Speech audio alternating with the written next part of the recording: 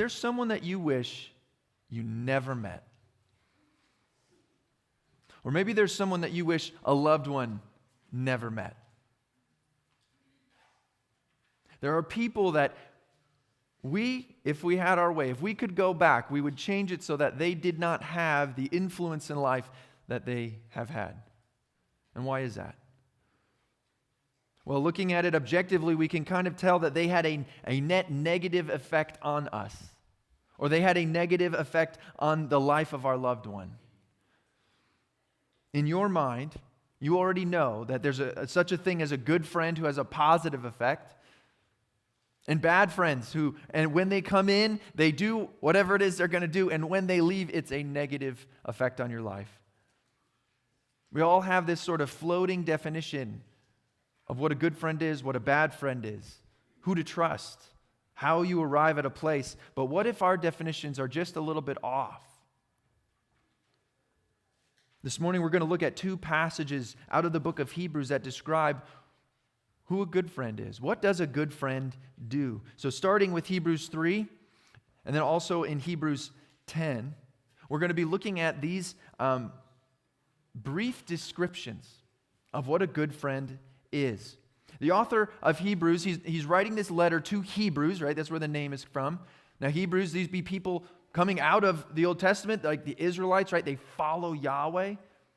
And now these Hebrews have been introduced to Jesus. They know this Jesus person is the Messiah, and so now they're following him. And in the midst of this understanding of Jewish culture and Israelite heritage and the promises of the Old Testament, meeting with the person of Jesus and what he's done, these Hebrews are trying to understand that while also being persecuted. Like the letter of Hebrews is written to people who have tough lives. They have tough lives. The promises of Israel are being fulfilled in Christ. This is like a big kind of theological concept, right? These are the things in your past that have been shadows, and now let me show you how Jesus is doing something with them. That's what this letter does. And in the midst of that, the author gives a description of friends. Right? This is who Jesus is, and these are these deep meaning, theological, life-changing things. Think about the connections between this and that. Do this hard, deep biblical work. Also, think about these warnings. These things are you have to watch out. This is scary. In the midst of a life that is pretty hard. And then several times in the midst of that conversation, friendship, community. Isn't that a little bit odd? Deep theological discussion. Dangerous warnings. Friendship. I think that's on purpose. I think they're there together on purpose. And the reason is because friendship isn't just a nice idea. It's essential. See, a good friend helps you hold on to God, whereas a bad friend will help you walk away from God. Friendship, community as a whole becomes vitally important to the Christian life. Let's look at these verses. Hebrews 3, verses 12 and 13. He says, "See to it, brothers and sisters, that none of you has a sinful, unbelieving heart that turns away from the living God. But encourage one another daily, as long as it is called today, so that none of you may be hardened by sin's deceitfulness." And then again, later in the book, in chapter 10, he says, "Let us hold unswervingly to the hope we profess, for he who promised is faithful. And let us consider how we may spur one another on towards love and good deeds, not giving up meeting together as some are in the habit of doing, but encouraging one another, and all the more as you see the day approaching." Now, there's a logical progression to what he's talking about here. If that sin in your life gets a foothold, there's somewhat of a warning here. If that sin gets a foothold on your emotions, on your mind, on your logic, on your self-worth, on your hope, it will deceive you. That's interesting. Do you think of sin as deceiving you? Oftentimes it's kind of the byproduct of your own choice, right? But once it's there, once it's birthed, once it's a part of your life, it can deceive you. It can grab a hold of you. And you kind of know this. It's a deceptive thing, often quiet, often subtle. It's not usually a shout. It's more of a whisper. Remember the last spiral that you had? Right? Maybe it was anger, it was anxiety, or maybe it was depression. This thing that got a hold of you and it pulled you down and down and down, right? That deception flares up. It convinces you of things. It convinces you, it pulls you down. And you realize, most of us realize in the midst of the spiral, my reaction right now is more than what it should be, right? But it usually doesn't change how you feel. I know I shouldn't be feeling this way about it, but I do feel this way about it. And that's when you usually have someone helpful right next to you who's like, calm down, right? I can't. I would love to. That's kind of how this works. There's a deceitfulness. I've believed something I shouldn't have believed. It's arrived me at this place, and now I'm not sure what to do. That's how this works. The deceitfulness. How do we get here? Well, he says, let us hold unswervingly to the hope we profess. For he who promised is faithful. See, sin deceives us into giving up the hope so that this moment, this emotion, this logic, this problem, this thing is the most important thing. This thing is my greatest reality. This thing I will allow to divert my whole life or whatever's happening because this thing right here, this is what's going to control me. You've given up a hope in something bigger, stronger, greater, more, and exchanged it for this right now. And sin will do that to you. It will deceive your heart into thinking this is the only thing. And when you get there, the logic flows pretty clearly. Well, God must not care. God must not be here. God must not be involved enough. So I guess I have to do what I have to do. And that's where we logic ourselves into keep going. So I guess I'll just steal it. I guess I'll just lie. I guess I'll just scheme. I guess I'll just run. I guess I'll just fight. We logic ourselves. I don't have any other hope, so it's on me, so I'm just going to do what I think is best right now. I can't see past, so this is it. Follow this, okay? Your heart gets deceived. In that deception, it gives up this hope, and then what happens is it hardens. I've stopped trusting what God has told me. My heart hardens down, and now I'm not going to hear anything from anybody.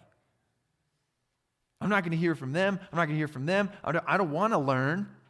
I'm just going to live right here in this moment. Anybody guilty? We got one over here. All right, that's my boy Jack. There's a couple of us, all right? We give in, it takes over. That's how sin works. Like, think about hidden sin. Isn't that how that works? Just a little sin, and then a little deceit, and then a little more, until I'm hardened, and I can get to the point where I don't even feel guilty anymore. Cognitively, I know I shouldn't be doing this. Or like social pressure. I understand, my Christian community, the people who love me, they wouldn't be happy if they knew about this, but I've hardened my heart enough. It just kind of bounces off at this point. I'm not ready to listen. I'm unwilling to. As he puts it, an unbelieving heart that turns away from the living God. That your heart knows better, and it'll get hardened up if you let it. Now, we aren't losing salvation here when he talks about turning away. This isn't salvific. He's not talking about being a Christian and then you sin, so now you're not a Christian. What he's talking about is you're living in the joy of knowing Christ, but you can give that up. You can give up that joy. You can stifle down that peace. You can smother it. You can step back and you can allow other things to take its place. And you say, I don't really know what it means to have a friendship with God, to live in the joy of Jesus, because I just don't really do that. My heart's too hardened. Here's what's incredible. His answer to these things is not just try harder. His answer is not just get up a little earlier, change your diet a little more, read 2 more verses today. His answer, his solution to this is actually community. He goes to the friendship. He says things like encourage one another daily. Daily. Now, how often is that? Well, it'd be every day. Spur one another on. Now, think about what would go in to you spurring somebody else on with the time and the commitment and you need to know them, you know what's going on in their life, and vice versa. The encouragement of one another. Don't stop meeting together. These are the verbs he gives us. The answer is the community of Jesus-loving friends. That's what stops this from happening. Why? Because sin will lie to you, but good friends are going to tell you the truth. Your heart will get discouraged, and a good friend will remind you of hope. Your heart will become dismayed, and a good friend will remind you of realistic expectations to have. Your heart will become distracted, and a good friend will point you back to where you should be looking. You want a good friend. Good friends are people who say things like, let's figure this out together. Let's work on this together. Let's get better. Let's take steps. Let's follow Jesus together. Right? Those are the hard things, but they're good. And I wonder if that's actually the reason that you wish you never met that person. Most of us, when I ask that question, if you could go back, if you could change things, is there somebody you wish you never met? Most of us have a face that comes into our mind. And I wonder if the reason that you wish you never met that person is that they did the opposite. They did not lead you towards something good. Looking back, they actually pulled you down. Even if it was fun at the time, what you did was practically you were brainstorming together, how can we ruin our lives? Right? What's the funnest way to ruin our lives together? That's kind of what a bad friend does. And it's engaging, right? It is. It's a slippery slope. They led you or they helped you, intentionally or not, down the wrong path. Just a little further. Just a little further. And that's why you wish you didn't know them. That's why you wish your loved one had never met them. Because you look at the effect that they had and you say, this person harmed me. Your community of friends, the people you allow into your heart and life, will profoundly impact you. They will profoundly impact you. Proverbs puts it this way: do not make friends with a hot-tempered person. Do not associate with one easily angered, or you may learn their ways and get yourself ensnared. Looking back, I think that person probably helped ensnare you. Didn't they? These verses, Hebrews and in Proverbs, they cast a vision of what we should see a friend as. We need to see a friend as someone who's guiding, who's protecting even at times, who's helping, who's walking along with you. There's a really basic concept here, is that a good friend is good for you. A good friend is good for you. The net positive effect on your heart, on your life, comes from a person who's intentionally trying to get you closer to Jesus. A good friend is good for you. And there's a humbling reality in here that we all need a good friend. There's an inescapable reality here that we all need good friends. We do. A good friend is good for you, and not having one is tough. It's tough. Proverbs puts it this way: the righteous choose their friends carefully, but the way of the wicked leads them astray. Or it says it this way: walk with the wise and become wise, for a companion of fools suffers harm. You will be profoundly impacted by the people you allow to influence your life. You don't have a stagnant heart. It doesn't just stay. It's always moving towards something and away from other things. And the influence you allow in your life will pull you. You will become like those things. And I don't think that's how most people look at friendship. Most loneliness in friendship, people say, I'm lonely, maybe I know people, but they don't really know the real me. A lot of this is because people want a carbon copy of themselves. That's what they're waiting for. Someone with the exact interests, and the exact shortcomings, and the exact strengths. They want a carbon copy of themselves to show up in their life somewhere and then say, great, now we can just mirror each other. It'll be wonderful. Because I won't look at your shortcomings and you won't look at mine. Because I can focus on your strengths and you can focus on mine, and it'll be just great. But turns out there's not really a carbon copy of you out there. It doesn't happen, and people fall away. What turns out, really the best predictor of a positive friendship is someone's love for Jesus. Like if you had to boil it down, if you said, I can only choose one quality in a friend, it would be that this person needs to love Jesus. You can base an amazing, beautiful friendship on that. A life-changing friendship on if this other person loves Jesus. Because long story short, that means they're going to love you well. There was a study done a long time ago that tried to figure out how do people make friends? What's the biggest predictor of friendship? And they found that it's proximity.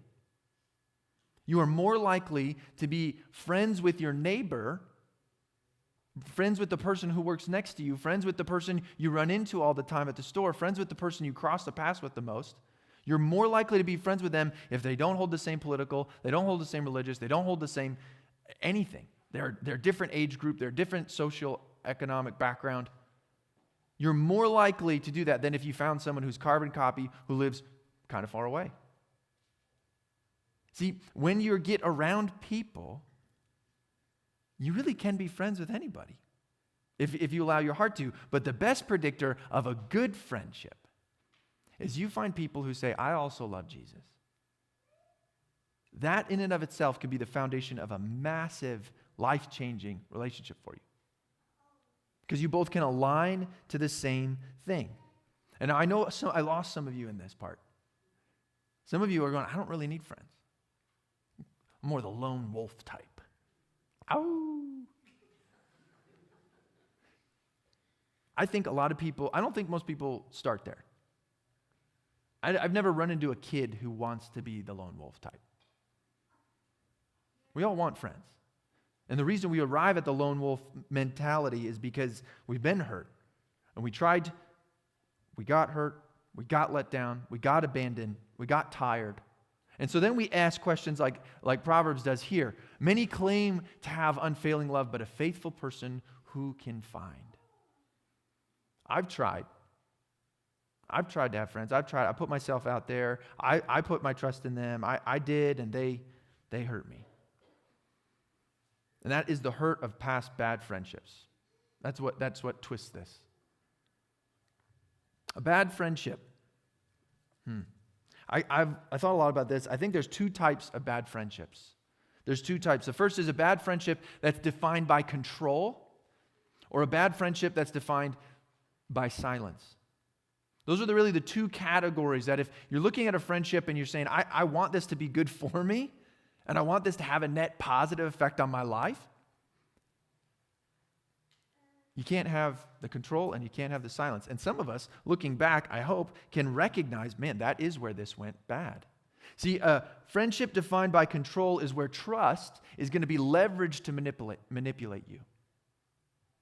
They're going to use the trust that you have in them to get to their own goal. You get pulled into things without maybe realizing it.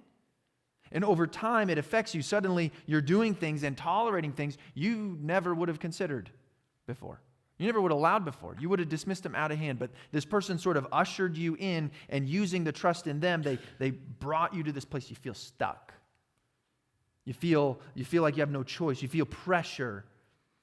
And then you have this sense, well, if I don't do this, like they're gonna do something. Like I'm gonna get punished, they're gonna leave, they're gonna hurt me, they're gonna, whatever it is. There's this sense of leverage that if I don't go along, like they're gonna, it's gonna hurt. They're not helping you, they're not good for you, they're controlling you to get what they want. This is the foundation for cults. It's the foundation for many of the manipulative romantic relationships, the unhealthy relationships people get stuck in. But it's also present in much smaller, subtler forms, where people are just slowly steering you, and if you don't, they're going to leave. They're going to hurt you. They're going to lash out. The second friendship would be bad friendship is friendship defined by silence. Now, this one can be tricky because it can appear to be fun or even appear to be just peaceful, but it's actually just avoidant. It's the underlying philosophy in these relationships are if you don't call me out, I won't call you out. We can meet each other here. We can kind of have the same blind spots. This kind of bad friendship is where we learn rules about tolerance and being not judgmental and accepting people as they are. They take terms like that, they weaponize them. They make it so that really you're just not allowed to call me out on anything. There's a lack of accountability. There's no challenge. There's no truth as most important, just comfort, just belonging. Deep down, it's a lot more sinister than that idea. It's actually make me feel better about my sin by not talking about your sin. Make me feel better about my choices by not challenging them. Friendship defined by silence. It could be as serious and life-crushing as a drug addiction community. You ever notice people just community wherever they are? It could be as life-altering, as ingrained as the LGBTQ community. Right? This is who we are. Don't challenge me on it. Don't press it. No, I don't necessarily want to discuss why. I don't really want to discuss implications. What's most important is just in this moment, right now, this is it. This is who I am. You need to accept me as who I am. Does that sound familiar? It could also be as poisonous and as soul-twisting as the friends that gather to sip on gossip together. Good friends are good for you. Now listen, if a good friend is good for you, follow me on this. A bad friend is bad for you. You believe I get paid for this? A bad friend is bad for you. Look, good friendships is how we form community as a larger thing, as a web. You can think of it that way, that there's a context, a social web together. I connect to you, you connect to them, they connect to them, they connect back to me, I connect to them, and we form this social web. And that web is the context for transformation. That's where transformation takes place. I can come at this from a million angles. You could think about it socially, right? Like think about this. Last time you signed up for something, right? You're going to go to the gym. You're going to go to you're trying to get a membership at some store, right? You always have to be members of everything now. Why? Community. Thanks for joining the community of people who are doing this thing. You're a part of this. Here at the Kroger family, we believe, you're not my family, bro. Like, just trying to get some milk. But why are we doing that? Because I'm going to try to create this web. There's a context here, and then within this context, we can all come to the same point. This becomes the context for our own transformation. Understand this. Transformation happens in community. And if you reject community because it's too hard or it's too scary, it's going to cost you too much, you're not going to be growing. You won't have the support, you won't have the web, you won't have the context to grow into who you're supposed to be. This is where we're able to engage most of the tools that God gives us. Right? You need community to do these one another commands. Love one another, be patient with one another, be kind with, right? You need community to do that. You need community to have communion together, to serve together, to pray over one another. You need community to sing together. You need community to understand God's word. Let's be honest, you're just not smart enough to do it by yourself. And neither am I. Good theology is done in community. So we say, I want to get to know God better. Really, primarily, he says, why don't you join my club? Why don't you come into the community? This is where that takes place. The family of God. Good friendships are good because they're based in love. Right? Last week, we talked about how the friendship of God is made accessible to us. And we worked through the sort of 4 convictions of what it means to have a healthy relationship. That's the foundation for what it means to know anyone well, is that God gives us a perfect example. It's based in love. Jesus proved the quality of his friendship to us by dying. Now, that's the greatest love anyone could ever show, is to die for his friends, and he did it. He founds a friendship based on that love because that love protects. Love works to keep others from evil. Love chases people. This love pushes us to take the gospel further into the world. It pushes us to take it deeper into our hearts and say, you could be more than you are. The potential is there. The healing is available. Like, you could keep going. That's what a good friendship does. This love is good for us. And when it's in the context of other people, it's actually God's love working through them to change us. You know this. You already know this, that you can think back in your life and there are people that you, maybe not in the moment, but looking back, you could say, man, God used them in incredible ways in my life. God was working through them, and I'm so thankful God put them in my life, because without them, I might not be here today.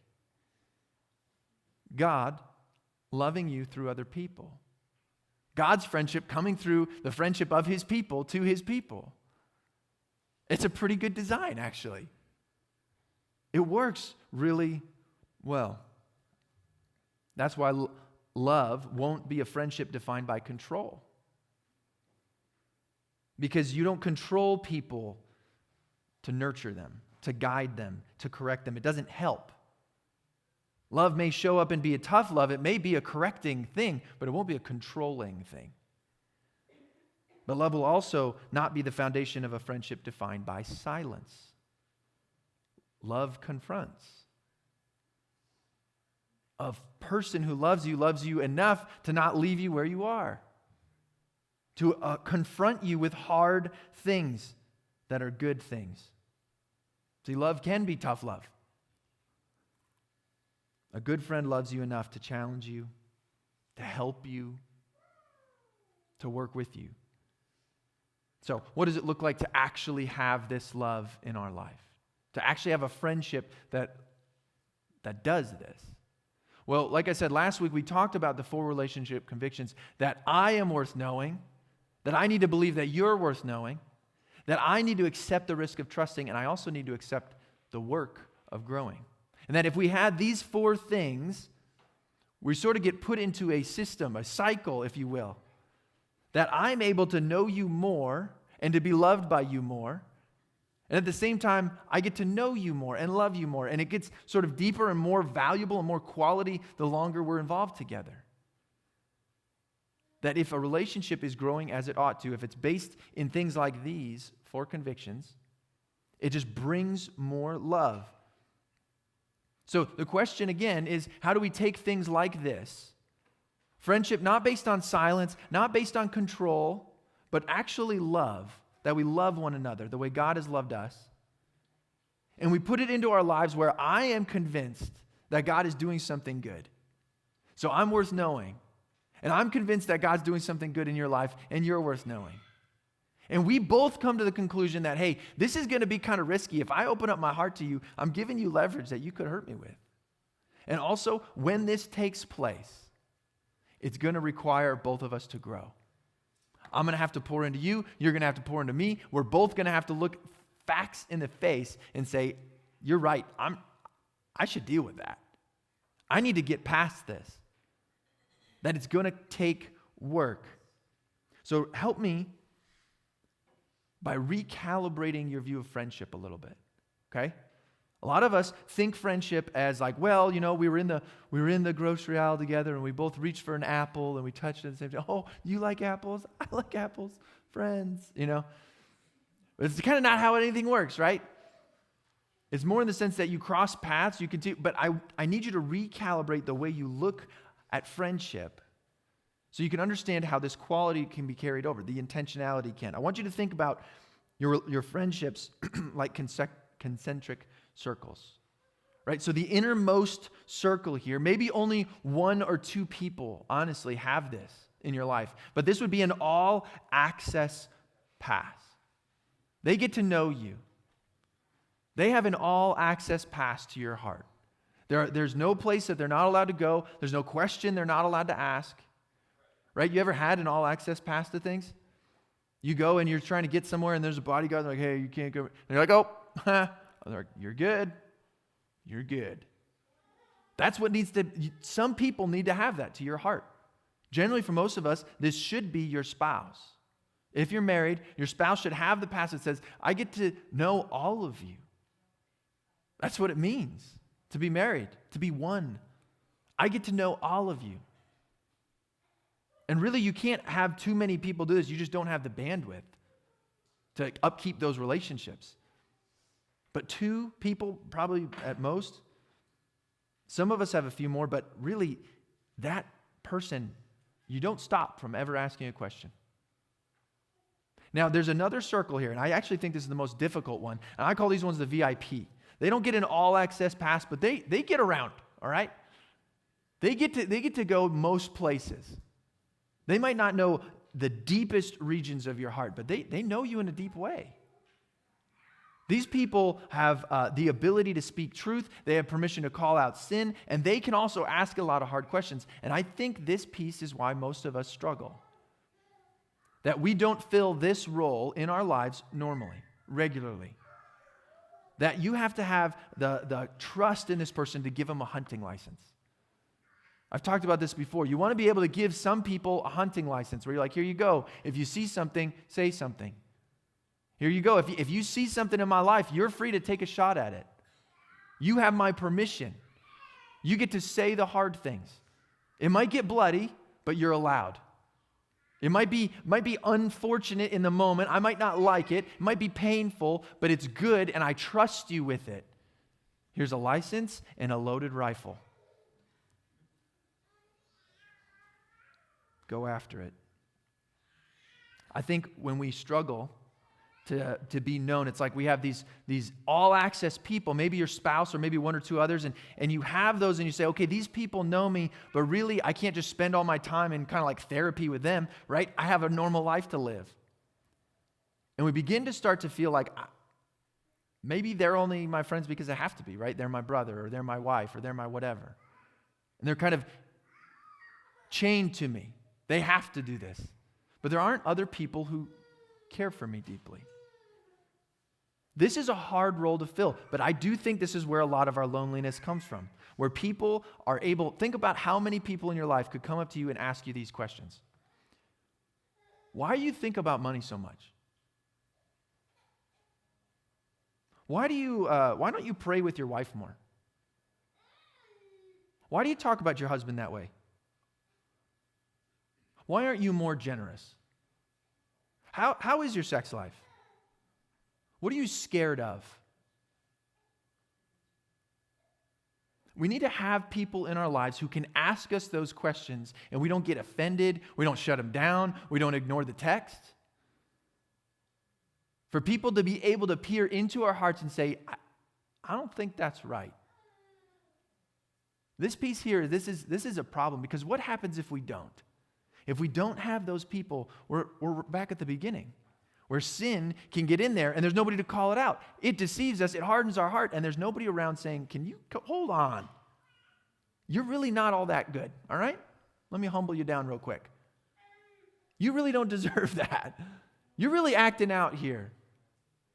You need people to pull us back. But we struggle to fill this circle because, honestly, it's a lot of work. It's scary. You can't get away with stuff. It's expensive. It costs not just the time, but it costs the emotional energy. It's a hard thing to do. And many of these things are very sensitive. What if they hurt you? There's just a risk here. There's just a risk here. And then there's this third circle. These are just your friends. You're friendly with these people.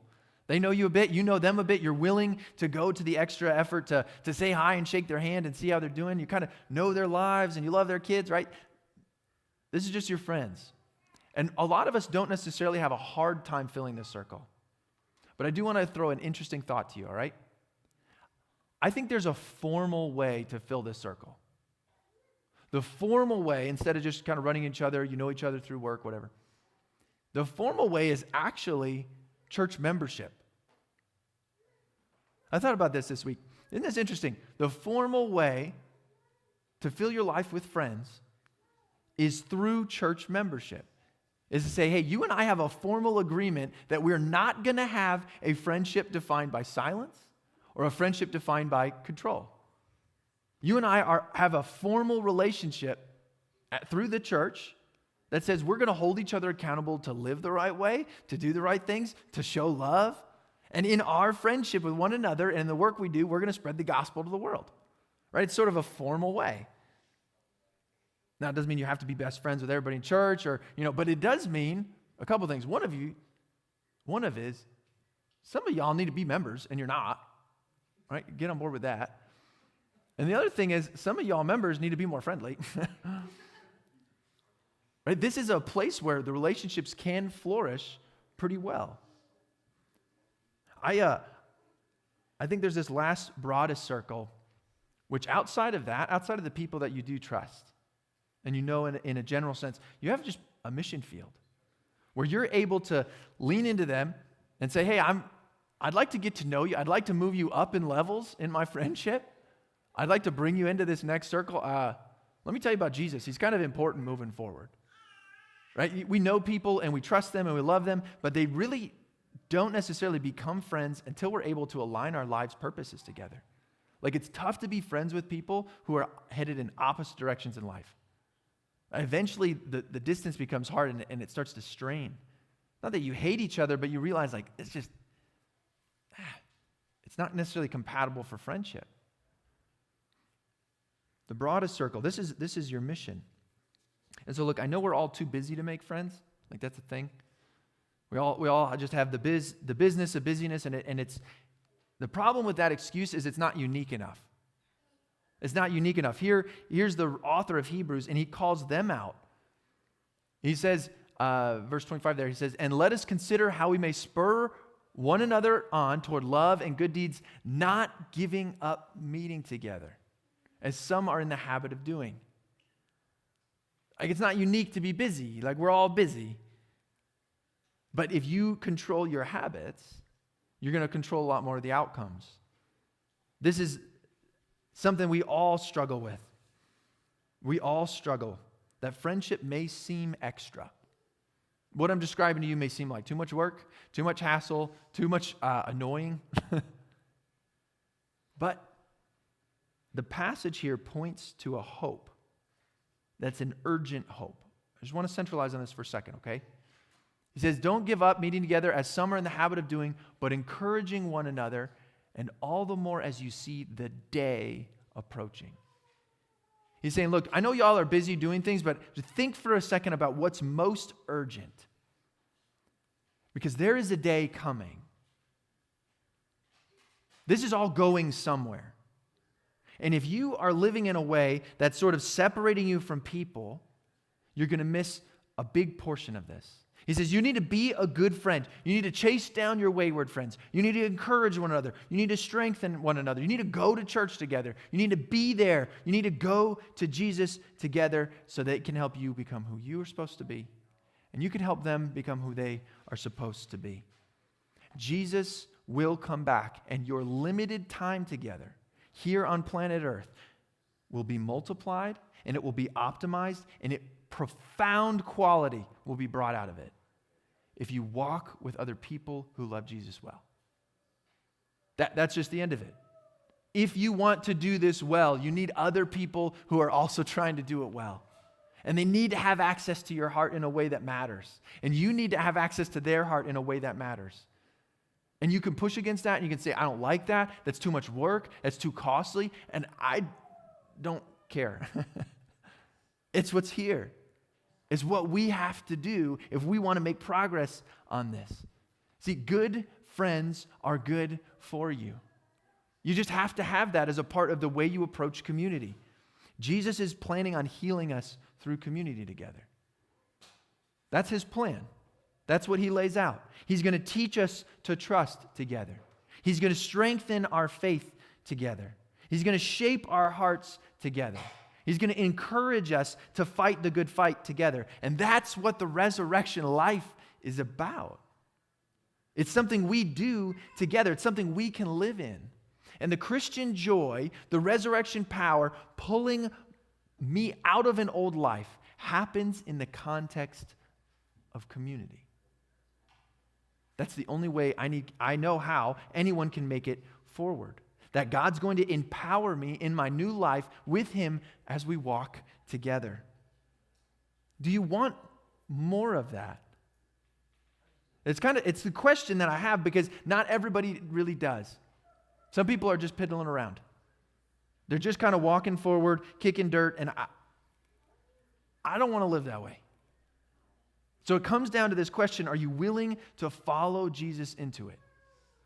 Are you willing to step forward in faith? Because it's going to take you doing the work. It's going to take you trusting the people. It's going to take learning. It's going to hurt sometimes. Are you willing to do what it takes to make this happen? To trust God that He's going to bring more into your life through good friends. That's what He's inviting us into.